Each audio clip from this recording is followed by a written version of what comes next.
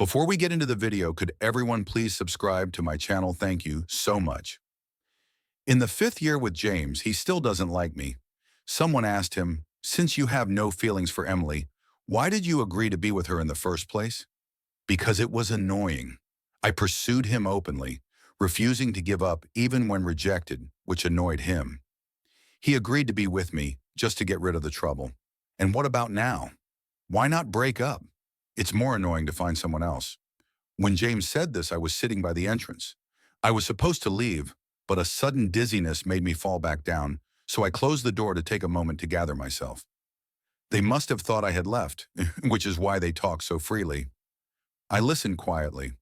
I didn't feel much, neither sad nor upset. I just couldn't help but sigh.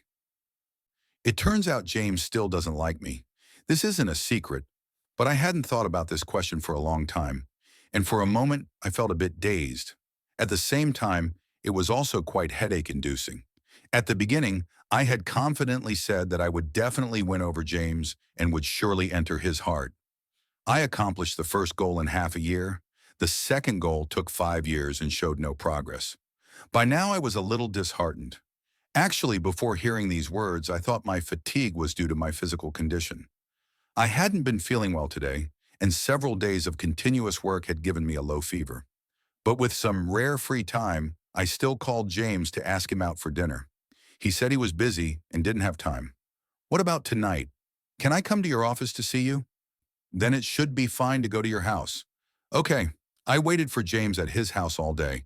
I ordered takeout for lunch and baked some cookies in the afternoon. Baking cookies was super difficult.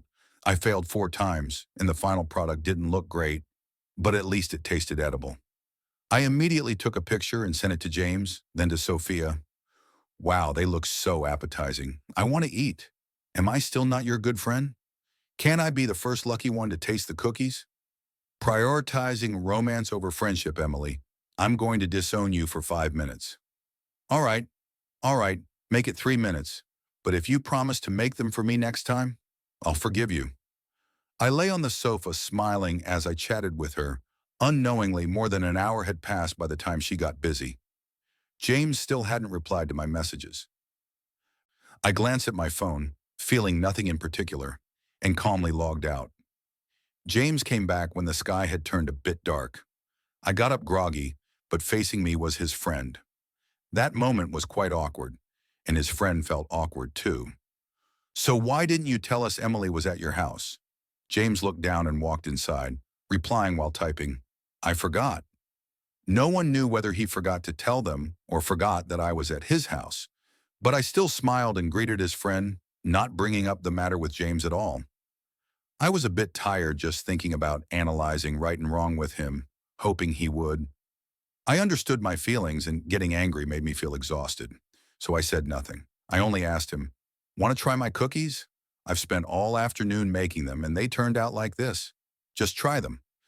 If you don't like them, I can always give them to Sophia, that little glutton. But he said, give them to them. I won't eat. His friends rushed over, each grabbing a piece. Some took a small bite and put it down. Others just tossed them in the trash. I watched in silence. James, I'm not feeling well. Can you accompany me to the hospital? James didn't look up and casually replied, can't you go by yourself? I'm actually quite dramatic and moody. I love to make a fuss when I feel wronged. If I'm unhappy, I'll express it immediately. I never sulk. Even if James wouldn't comfort me, and even if I ultimately had to cheer myself up, I would still take joy in speaking out. But today I had no desire to say anything. Just the thought of doing so was a bit annoying.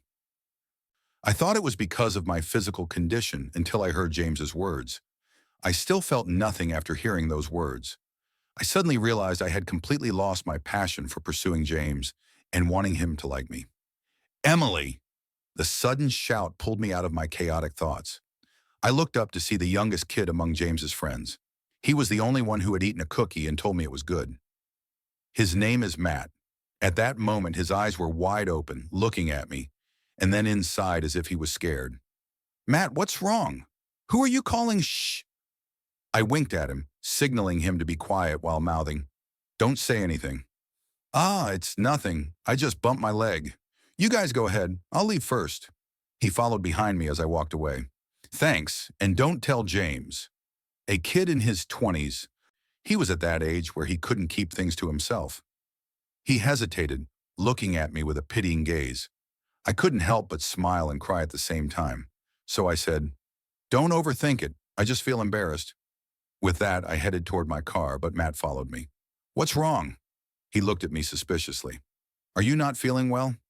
"Yeah, a bit of a fever." "Then why are you driving?" "Come on, I'll take you to the hospital." With his impulsive nature, before I could react, he pushed me into the car. I initially wanted to refuse, but once I was in the back seat, I felt all my energy drain away. All the way, he kept sneaking glances at me through the rearview mirror. Every time our eyes met, he hurriedly looked away. I was speechless. "What do you want to say? Just say it." His gaze shifted slightly. "Aren't you upset?" "Not really, but I heard you love James a lot." "Yeah, then why aren't you upset?" "Maybe because I already know he doesn't like me." Matt fell silent. I thought I had satisfied his curiosity, but he suddenly spoke up, saying, "Then why aren't you breaking up? When did you become like this? What should I do? Just hit him with a brick?" Surprisingly, I actually did that as a kid. I scared my nanny so much that she dropped the pot. Matt kept rambling on. "If he doesn't like you, just break up with him. Why be with someone who doesn't like you? Let him talk." "Do you like that? What are you even after?" "You're right." I looked out the window. I really should break up. Matt slammed on the brakes. He looked at me intensely. "Are you serious?" I nodded. "Then let's make a pinky promise." How childish, but surprisingly, I was in an unusually patient mood today, so I made the promise with him. Matt's mood visibly improved. "That's more like it. I can't stand a bunch of grown men gossiping behind people's backs, like gossipy old women." "So you left early because of this?" "Yeah, I couldn't help but smile. He's quite a cute kid." Matt took me to the hospital. Before leaving, he repeatedly reminded me to remember to break up. After he left and the nurse started the IV, I sent a message to James with one hand. "We should break up." It took me less than 10 seconds to send. In that moment, I felt a sense of relief wash over me, so much so that I fell into a drowsy sleep. I didn't know that after I left, James raised his head and absent-mindedly rubbed his phone. He was feeling frustrated, but didn't even know why. I didn't know that the moment my message was sent, a spark lit up in his eyes. Perhaps he didn't even realize he was waiting for my message. What I didn't know was that the 5 words I sent made him crush his wine glass, the shards of glass embedding deeply into his flesh. I met James 6 years ago when I went to the nearby university to find Sophia. She excitedly took me to the gym to watch the boys play basketball. The court was filled with sunny boys and the air was thick with male hormones. The girls in the audience screamed so loudly they almost pierced eardrums. But all I saw was that boy looking listless, dozing off in the waiting area. James, he's definitely a catch, but he's also notoriously cold and distant. For a guy like that, I suggest you don't get your hopes up. But I was determined. I will definitely win him over. For the next few months, I racked my brain to create opportunities to bump into him. I would sneak into classes and sit next to him to audit his lectures. On occasions when I didn't show up, the professors would ask, "James, where's your partner?" Everyone knew I was pursuing James except for James himself. He asked me, "What do you actually want?" "To chase you." "Isn't it obvious?" "Emily, you're bothering me." "Oh, I'll keep my distance from you. I promise not to bother you." So I changed my strategy. I would casually run into him on Tuesdays and Thursdays and randomly on Sundays. I also stopped getting too close to him and just followed from a distance. Sophia said I was acting like a creep. I told her she didn't understand. This was love. But even then, James caught me in the fruit store. "Am I bothering you even from this far away?" "Emily, what do you want me to do to stop chasing you? If you're with me, then I won't chase you." "Anymore?" "Okay, then we're together." James said this and turned to walk away. My smile froze, and I rushed after him, leaping onto his back. "So you're agreeing to be with me?" He closed his eyes. "Emily, you're so annoying." "I don't care. You agreed to be with me." I was so happy that I felt like I could fly. "James, I'll always, always like you." You won't. I will. There isn't a single person in this world who can unconditionally and selflessly be good to someone forever. I can. That night I didn't sleep well. I woke up in a daze and it was already bright outside. The doctor checked on me, prescribed some medicine, and told me I could be discharged. Matt suddenly appeared just as I was getting ready to leave. I was stunned for a couple of seconds. "You're not here to pick me up, are you?" He rubbed his nose. "I could pick you up, but today it's mainly my brother looking for you." Behind him, a man in business attire, tall and straight, stepped forward. "This is Chris. You and Matt?" "Matt is your brother." The man shot a glance at Matt. Though I'm reluctant to admit it, he really is. Matt gritted his teeth. "Hey, can't you catch up without mocking me?" To be honest, I couldn't say that Chris and I had much to catch up on. After all, our entire relationship was before we turned 8. Back then, we were neighbors, always teasing, cats and dogs, getting into trouble in the villa area. Later, his family immigrated abroad, and it wasn't until I went to college that he returned to the country. The bonds we formed in childhood weren't enough to sustain us over the years, so even though we lived in the same city, we had no interaction. What's worse, the atmosphere between us felt a bit awkward compared to complete strangers. Long time no see." "Yeah, long time no see. Did you come here to see me for something?" Chris stood in front of me, looking at me. "I heard you broke up." I was taken aback and instinctively glanced at Matt. Matt wouldn't meet my gaze, looking around nervously. I was puzzled. Was Chris here to laugh at me? But then I heard him continue. "Though it might be a bit presumptuous, I still want to ask. I have a marriage proposal. I wonder if you'd be interested." What does it feel like for a pie to fall from the sky? That's probably how I felt right now. Chris pulled out a will. "Oh, well, that would only take effect if I married him. This is something my grandfather and your grandfather left behind. Your family should have a copy as well. I didn't want to disturb you while you had a boyfriend. Now that you've broken up, I happen to need this money. If you don't mind, we can collaborate." I flipped through the will again, lost in thought at the numbers on it. "So as long as we get married, we can immediately achieve social mobility and become billionaires?" "Yes, exactly." I swallowed hard. "I think I need to think about it." "Think about what?" The door to the hospital room slammed open, and James walked in with a blank expression. He grabbed my wrist and pulled me behind him, coldly staring at Chris. "What are you doing here?" Chris smirked and took a step back. "If you've made up your mind, feel free to contact me anytime. Matt, let's go." Chris's indifference darkened James's expression. Emily, finally coming to my senses, quickly pulled my hand back, turned, grabbed my coat, and prepared to leave. "Where are you going?" "Home. I'll take you." "No need." James silently looked at me, the pressure around him dropping. "What's going on?" I looked at him strangely. "You never took me home when we were together. Now that we've broken up, there's even less need to trouble you. So it's because I didn't accompany you to the hospital last night?" "No." "Then why did you bring up breaking up?" "Emily, you're not a child anymore. There should be limits to your recklessness. Breaking up is for real." I looked at James. I didn't know why, but even talking to him felt exhausting now.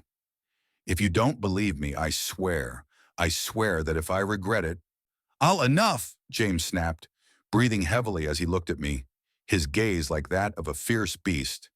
"Emily, you always manage to exceed my disappointment in you."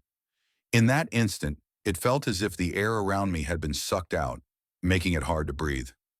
James turned and left. I stood there for a long time, exhaling a deep breath. I thought after all these years of entanglement, it really was quite annoying. Maybe I needed to apologize to James. That night, I went to the old house. When the man pushed the door open, I called out loudly, "Second uncle!" He looked up with an exaggerated expression. "Oh, the young lady has arrived. What auspicious day is it today?" His tone and pitch clearly expressed his grievance over my absence. I quickly tried to smooth things over. After managing to cheer him up, I asked, "Second uncle, do you remember Chris, that kid from the Chris family?" "Yeah, I know him. What?" "Did you know my grandfather and Chris's family's grandfather left behind a will? He came to find you, didn't he?" Say he had no interest in that will. You knew? Why didn't you tell me? My second uncle shot me a glare. Why should I tell you? Am I lacking food because of you, or am I short on supplies? Do I need you to fulfill that silly will? Who would ever complain about having too much money? I muttered softly. My second uncle glared at me. Besides, you had a boyfriend. What would telling you accomplish? Not anymore. What did you say? I broke up with James. My second uncle slammed the table. Good riddance. I disliked that brat for a long time. What a piece of work. I treat you like royalty at home, and you go out to be someone's grandchild. It's really embarrassing for me. After being lectured, we finally got down to business. So you want to execute the will? Kid, you better not be throwing yourself away just because of a breakup. I chuckled. That really wasn't the case. Chris said he needed the money now, so I did a bit of investigation. The current situation is that Chris, isolated and helpless, is fighting his father, who is determined to protect his illegitimate child. This is why Chris wants to execute the will. What about me? Please seek profit if it's a deal that's guaranteed to be profitable. Why not go for it? I contacted Chris and said I wanted to discuss the specifics. His signal seemed poor, and he said he was abroad. I'll find you when I return to the country. During this time, James called me. He asked how to handle the things I left at his house. I thought about it. I didn't leave much there. Just a few items that made me more comfortable while waiting for James. These included a pillow, a blanket, a neck pillow, and my exclusive water cup. None of it was valuable or important. Just throw it away. You can throw it away yourself. I'm busy. When are you not home? I don't have the habit of letting unrelated people casually enter my house. Fine. When are you free? This afternoon. After agreeing on a time with James, I drove over. While I was packing my things, he was sitting in the living room with a laptop, seemingly busy with something. To avoid taking up his time, I moved quickly. But just as I was about to leave, he called me.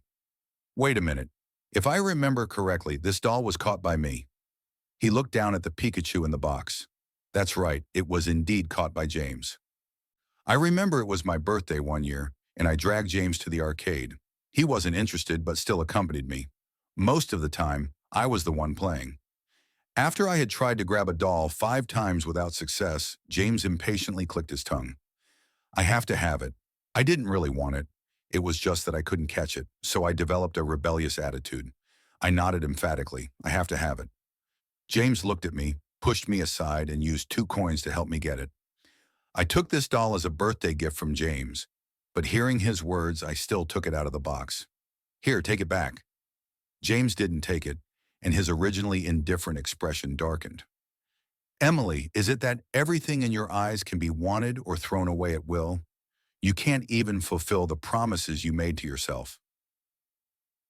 Why did you provoke me in the first place? I didn't know what to say for a moment. Ever since I mentioned breaking up, James seemed to be in a state where he could explode at any moment. But I didn't understand. What are you unhappy about? I thought it didn't matter to you whether I wanted to be with you or break up with you. Why would it? James shouted. You want to be together. You want to break up. You barged into my life, messed everything up, and now you say you're leaving just like that? Then I'm sorry. Sophia said I was sick. How are you sorry to him? Always at his beck and call, he comes and goes as he pleases. 5 years. You could have developed feelings even if you raised a dog. And for him, in the end, you still have to apologize to him? Really, what a reversal of fortune. I felt a bit speechless. Even though you're speaking up for me, why do I always feel like you're scolding me? Ha! I sighed. Actually, he's not wrong. I did say things I didn't follow through on. I thought I could do it, but in the end, I realized that I am not selfless. My kindness to him, all my efforts, were to gain the outcome of him liking me too.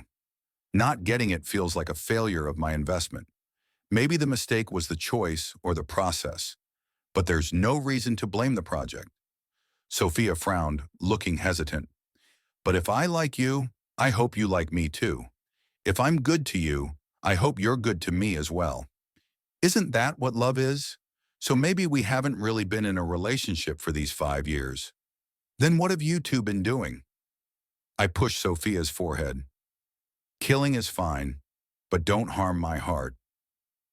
Chris returned to the country 4 days later. He came straight to my house after getting off the plane. I was wide-eyed when I saw him. Those dark circles under your eyes. How many days have you gone without proper rest? Sit for a bit. I'll get you a cup of hot water. It was only a little while when I came back out. Chris was already lying on the sofa, fast asleep. I couldn't help but look at him. Even in his sleep, his brow was furrowed, his face was weary, his breathing a bit heavy, and his eyelashes fluttered occasionally. He didn't look comfortable sleeping. Chris's mother died when Matt was born. After she passed away, Chris's father brought his mistress home along with the illegitimate child, who was only half a year younger than Chris. When Chris and I were neighbors, they lived with Chris's grandfather. At that time, he seemed to me like a cute but super annoying little kid. Even though he looked the cutest, I still wanted to play with him. He was shorter and skinnier than me, couldn't fight back, and could only be dragged around by me, including when I threw bricks at people. It was all to take revenge for him. I couldn't help but laugh. No wonder Matt said that according to my temper, I would directly blow someone's head off. After all, he was only 3 years old back then and cried loudly in fear. Later, he went abroad. The reason for going abroad is self-evident. It was likely that someone couldn't tolerate him. Now he has finally grown up, yet he still can't find peace. Hey, poor thing. Cough, cough. Looking at Chris bending over and coughing violently, I blinked and felt awkward all of a sudden. When did you wake up? Chris cleared his throat and sighed. I took a nap but didn't sleep well. I touched my nose. Want some water? Thanks. To ease the awkwardness, we started talking business. Once Chris switched to work mode, he instantly transformed into a different person, radiating authority. Holding a spatula, he looked quite intimidating. As he spoke logically and coherently, all I could do was nod along. Don't worry, nothing in my home will disturb you, but there might be some friction during the wedding process. I will handle it, I blinked. There's a wedding? I thought just getting a marriage certificate was enough. Chris responded with a yes. We need witnesses. Is that okay? Seeing his obvious concern, I found it a bit amusing. No problem. Besides, I'm not made of clay. Do you really think anyone can bully me? So we agreed on a 1-year marriage. Age partnership. I didn't expect James to come looking for me. Before he found me, I received a call from one of his friends. He said James was drunk and asked me to pick him up. I choked for 2 seconds. I'd already broken up with him. James's friend sounded helpless. Are you still angry? Fine. Let's consider this a way for me to help both of you. You go pick him up, and we'll call it even. I was a bit speechless at this, so I directly hung up and blocked him without giving any further explanation. Then half an hour later, James appeared outside my door. Is there something? He lowered his eyes to look at me, seemingly filled with countless emotions. Emily, about the last incident, it was my fault. I shouldn't have given your baked cookies to them, nor should I have failed to take you to the hospital. I apologize. I pressed my lips together. Okay, I accept your apology. James's expression softened instantly, and the emotions in his eyes opened up as he reached out to pull me. But I stepped back, avoiding him. He paused, looking at me in confusion. James, I accept your apology. I also want to formally apologize to you. I had been entangled with you over the years, disturbing you against your will. It was indeed quite annoying. I'm sorry, I won't do it again. It's not, James seemed a bit flustered. I didn't say you were entangled with me, nor do I feel that you disturb me. Emily, you may not think it's entanglement, but I did wrong, so an apology is necessary. It's not, James, I'm really sorry. Enough. James clenched his fists. He was never a good speaker, and he wasn't now either. He looked at me with red eyes. I said no. Can't you understand what's wrong? Chris stepped out. He was holding a spatula and wearing an apron that said, Eating is the most important. He strode towards me, naturally slipping his hand into mine, intertwining our fingers and pulling me behind him. Are you okay? I shook my head. He looked at James. Sir, do you have business with my fiancée? James froze. Yes, He looked at me and sneered. Emily, come here. I maintained a blank expression, my head lowered, but suddenly James stepped forward, trying to pull me out from behind Chris. Get away! With James's angry shout, Chris let go of my hand and kicked at James. James dodged, but Chris didn't retreat. He advanced instead, and the two of them got entangled. At that moment, Chris completely lost his previous calm demeanor. Like an agile leopard, he had James pinned against the wall by his neck. There wasn't a trace of emotion in his eyes. I stepped forward and grabbed him. Enough! Chris loosened his grip, stepped back, and held my hand again. Sir, show some restraint. Emily, you're lying to me, right? James's voice was frail. I didn't look back and continued walking forward. Emily, what if I said I like you? This sentence stopped me in my tracks. Chris looked at me with concern. I turned around. You don't like me? James seemed to see a glimmer of hope. I like you. You don't like me, I said. I said you don't like me. I raised my voice sharply. You don't like me. You shouldn't like me. That's how I can justify these past 5 years. Even if there's no outcome, at least I tried. Although there's regret, I can also let it go. But if you say you like me, what does that make my 5 years? Does that mean I'm just unlucky? James's voice trembled. I'm just used to you being nice to me. I'm just used to having you by my side, no matter what. I wiped the tears that had formed at the corners of my eyes. When being nice to someone becomes a mistake, how am I supposed to accept that? I had been forcing myself not to blame James, not to resent him. When I gave, I did so willingly. When I left, I was carefree and regret-free. Everything can be summed up in 3 words. I'm willing. Do you think I'm totally love-struck? Are you afraid of feeling wronged? Chris's words caught me off guard, and I stared at him blankly. He downed the wine in his cup. When I was a kid, I didn't understand why my dad didn't like me and Matt, only that I was the illegitimate child. I felt so wronged. When I felt wronged, I would be sad. When I was sad, I would resent him. Mixed with resentment was expectation.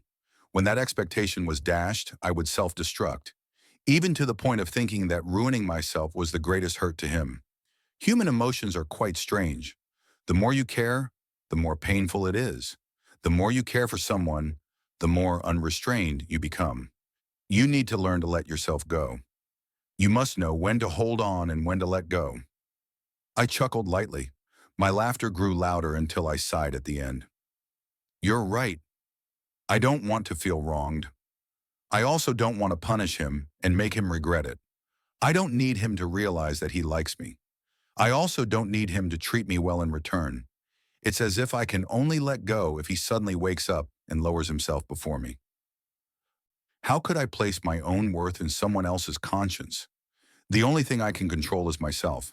So I say letting go means letting go. That night, Chris and I drank a lot. We talked about many things, about the present, the future, and the past. Then I fell asleep. When I opened my eyes again, I was in my own bed. My clothes were neatly arranged, and the quilt was snugly tucked in. Going downstairs, I found a thermos on the dining table. The first layer had shrimp dumplings, the second layer had rice cakes, and the third layer had congee. Chris left me a note telling me to eat something before going to the office. I smiled slightly, suddenly feeling that today should be pretty good. But obviously, I had miscalculated. When James came to the office looking for me, I was in a meeting. My assistant let him into my office.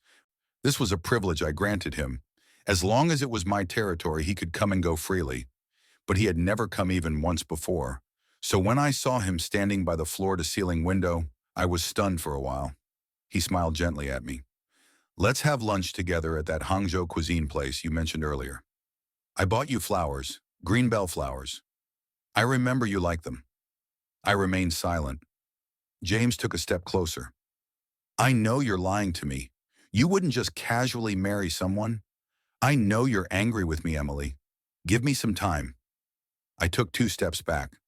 James, the nicer you are to me, the more meaningless the past 5 years feel. You're not forgetting what I said, but in the past 5 years, you never put your heart into it. You knew I liked green bell flowers. Yet I didn't receive a single bouquet in the past 5 years. Really, it would have been better if you didn't know anything at all. At least I wouldn't feel like you were intentionally being cruel to me. James's face turned pale, his lips trembled, but he couldn't utter a word. After a long time, he looked at me pleadingly. Emily, I'm not trying to justify myself. I just want a chance for a fresh start. Forget it. Why do you want me to like you? So I'll like you? You want me to keep you in my heart, so I'll keep you in my heart? Everything you want, I'll give you. We can start over. I remained expressionless and silent, but he seemed to be exhausted, supporting himself against the table. Are you really that heartless? 5 years are 5 years. You say toss it away, and it's tossed away. Say you don't want it, and you don't want it. I looked up, my tone indifferent. It was my 5 years and your 5 years. There was never an us from beginning to end. I asked James to leave. Before he left, he told me he wouldn't give up. This darkened my expression, so I coldly replied, "It seems my earlier apology to you wasn't sincere enough. It's really annoying to be harassed by someone I don't like." Because of James's appearance, I was irritated all day long until, in the afternoon, Matt showed up with a food box. "What brings you here?" "Running an errand for my brother." He opened the food box. "My brother said you like sweets. This place has both taste and health. Freshly made. Give it a try." My eyes lit up, and I swallowed as I looked at the pastries in the box. Sweets can always improve one's mood. I took a moment to calm down and asked him, "Where's your brother?" "Busy. Did something happen?" "No, just the usual busyness." Oh, Matt rested his chin on his hand. "I never expected you to become my sister-in-law. By the way, I'll give you a heads up. I'm a bit of a burden, so you'll have to support me along with my brother." Chris seemed to be getting busier, but he still made sure someone delivered desserts to me every day. You can't eat too much, but a small piece a day is still fine. I had called him a few times. He and Matt were consistent in saying they were just busy. My uncle said this was the difference between entrepreneurs and those who maintain the family business. It's already quite an achievement that he can carve out a bloody path under his father's restrictions. I asked if he needed to move the wedding date up. He laughed and said, "It's not at that stage yet. A normal pace will do. Being with Chris is a very comfortable thing. He always understands what I want to express. Right away, he gives me reasonable advice immediately. I think he really is an excellent partner. Encountering that illegitimate son from Chris's family was something I hadn't expected. I didn't even know who he was at first. I only ran into him a couple of times, and he was fawning over me for no reason, which made me unable to resist complaining. Do people nowadays just go straight for it? After hearing this, Chris fell silent for 2 seconds. "What did you say his name was?" "Liam." Chris's expression darkened instantly.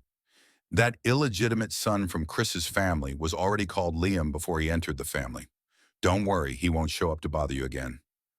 After that, Chris disappeared for 2 days. Matt stayed with me the entire time. I thought it was unnecessary that he played games while looking disgusted. It is necessary. You have no idea how disgusting that mother and son are. Disgusted to the point that when Matt just went to the parking lot, I was covered mouth and nose and dragged into a car. "Hurry, throw her on the bed. You guys can leave." An impatient voice came. I closed my eyes tightly and slowed my breathing. I felt him gradually approaching me. His hot breath hit my face, making all the hairs on my body stand on end. Shout out. "Do you want to marry Emily's daughter and rob me once I've slept with her? Let's see how you marry her." He slowly untied the ropes that bound my hands. Just as he was about to undress me, I suddenly opened my eyes. In his stunned gaze, I stabbed the glass shard I had clenched in my palm toward his throat. If the strength is unequal and there's only one chance, it must be a fatal blow. When someone covered my mouth and nose, my only struggle was to break the glass bottle Chris had given me for juice. I crawled on the ground, holding one piece in my palm. It created pain, helping me resist the drug effects. It was also my last weapon. "You little. Do you dare to hurt me?" The man grabbed my neck and lifted me, throwing me to the ground. I only felt regret. Not strong enough. Too slow. I only managed to stab into his shoulder. He screamed in rage, wanting to pull the glass shard from his shoulder, but hesitating. He kicked at me. I groaned and clung to his leg, biting down without hesitation through his pants. "Ah!" The more he screamed, the harder I bit. Let go. He punched me in the head, but I bit even deeper. If I had to die here today, I would bite off a piece of his flesh before I died. But unfortunately, I didn't die. The moment the door was kicked open, the man who was beating me was kicked out. Through the blood mist, I watched his comical appearance and smiled with my dislocated teeth. I'm not dead. That means you're doomed. Emily, what are you saying? Chris held me, his eyes filled with guilt and pain, making me feel like he was about to cry any second. I opened my mouth and said, he's doomed. Chris's grip on my arms tightened.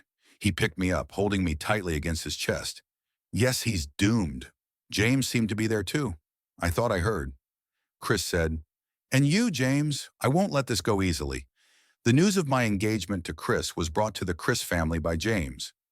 Meanwhile, he was constantly sabotaging Chris in business. He hoped the Chris family would obstruct my relationship with Chris, but unexpectedly, they turned against me. Just like that illegitimate son shouted, James hates Emily so much, doesn't he? Also enjoy this. Chris said that after hearing this, James almost beat someone to death in the police station. But even if he didn't die, the days ahead wouldn't be easy for him. My uncle, Chris, and James, none of them would let it go easily. As for James, Chris said, I won't show mercy. James had been standing outside the hospital from morning till night, not eating or drinking, just smoking. His friends rushed into the ward asking why I treated James this way. Before I could say anything, James dragged the person out. My business doesn't concern you. Are you sick? Didn't you not like her before? What's with this pretense of deep feelings now, even neglecting your own health and business? James repeated, my business doesn't concern you. He didn't appear in front of me again. My body slowly recovered, and my wedding with Chris was getting closer. He was very busy every day, running between the company and the hospital. Sometimes when I woke up from a nap, I could still see him wearing glasses, working on business affairs at the computer. The Chris family went bankrupt. My uncle had a hand in it, and James helped, but more was Chris's doing. My uncle was sarcastic. Now that the Chris family is gone, you can do whatever you want. Are you still going to fulfill the engagement to our young lady to claim the inheritance? I muttered softly, who would complain about having more money? Shut up, my uncle glared at me, full of disappointment. Chris curved his lips slightly. Yeah, I still want to marry the young lady. Later, my uncle asked me, are you really sure you want to marry Chris? I said, I'm not against marriage. I'll eventually date and marry. I think Chris is pretty good, mature and steady, and treats me well. Although our feelings aren't intense to the point of needing him desperately, that doesn't prevent me from wanting to give it a try with him. And there's also money to be gained. A win-win situation. Why not? Besides, a marriage before love should be quite interesting. My uncle expressed his lack of understanding but respected it. Chris and I had our wedding in the fall. Everything was prepared by him, including my wedding dress. I linked arms with my uncle as he escorted me toward Chris. After your parents passed away, you've been raised by me. I'm a grown man who hasn't even been in a relationship, and I raised you poorly. Back then, you were so devoted to James, looking so happy about it. I had canker sores in my mouth every day, worried that I hadn't given you enough love. I'm very happy that you're willing to start anew. Our young lady should always be spoiled and willful, doing whatever she wants. I smiled. Yes, feeling a bit hot, he didn't know that he had raised me quite well. He gave me the unwavering confidence to be bold and also the courage to let go. He told me I could make mistakes, so I dared to try again and again. I loved passionately. I let go calmly. Now I continue to be brave. Chris and Emily's wedding was the grandest that James had ever attended. That day, he wore a suit and sat in the corner of the banquet hall. He watched the bright and flamboyant Emily marry someone else. It hurt so much, his heart ached painfully. But James had already gotten used to it since the day Emily said she wanted to break up. The pain in his heart had never stopped. James loved Emily. It had always been a false proposition for him. Emily was annoying. She always laughed and barged into James's life, distracting him and disrupting his plans. Just agreed to her. Emily is extraordinary. She comes from a good family, is beautiful, and likes you so much. What else could you be dissatisfied with? But James didn't like Emily. He didn't like Emily's casual attitude towards relationships, her indifference when rejected or pushed away. It was as if her attitude toward James didn't matter. Was that what love was? It felt like just a child playing house. James constantly evaluated Emily. He assessed how deep her love could be and how long she could persist. No one in this world could treat another person well without any conditions or expectations of return. Emily said she could. James didn't believe it. But later, when James finally believed it, Emily said, "You were right." She said that it was indeed impossible for someone to treat another person well unconditionally. She had tried and she had failed, so she turned and walked away without looking back. James had never felt this wrong by Emily. She always obliged his every request, and he could never chase her away or drive her off with words. Even when she was angry with James, she could quickly console herself. It had always been like this for 5 years. It had always been like this. Why couldn't it be this time? Was this time unforgivable? Emily said, "No, it's because I no longer have the strength to continue. A desert with no end in sight, a mountain that cannot be climbed, an ocean that seems boundless. When a person sees no hope, how can they keep going?" What if James discovered that he actually liked her? He would treat her well and they would start over. But Emily said that this would be more cruel than James not liking her at all. If something can only be obtained after I give up, then my persistence before was worthless. If my feelings for you have become worthless, why would I want to start over with you? That was 5 years, not 5 days or 5 months. James had countless opportunities to tell Emily that he liked her, but he held back. Sometimes he thought it unnecessary, feeling it would be overly sentimental. Sometimes he thought he shouldn't say it. His consideration for her wasn't over yet. James had been spoiled by Emily. He was like a willful child. James felt that taking without limits from the goodness of others was the only way to prove that Emily loved him. He stood in a dominant position, controlling the relationship between Emily and himself. But when Emily pulled away, James realized that the one truly in control was Emily. All the kindness she was willing to give, James could receive. If she was unwilling to give, James would have nothing. On that day, James witnessed the entire wedding. Emily was still the same Emily, smiling joyfully as she walked forward without looking back, leaving James standing still. James thought he should leave this place, a place that was so painful even to breathe. At the door, he left a letter at the place for registering wedding gifts. It was a transfer of assets. He transferred all the remaining assets under his name to Emily. But a month passed, a year passed, and Emily never signed it. Later, he could no longer hold back and called the familiar number. When the phone was answered, it was a man's voice. "Stop it. You can't eat anymore. The doctor said you need to control your sugar intake." "It's not me who wants to eat. It's your son who wants to eat. Does my son know he's taking the blame for so much?" "Hello, who is this?" James felt like he stopped breathing. He was afraid that a single breath would give away his identity to the person on the other end. He hurriedly hung up the phone. He finally understood that at the moment Emily decided to let go, his regrets and attempts to make amends had no meaning for her.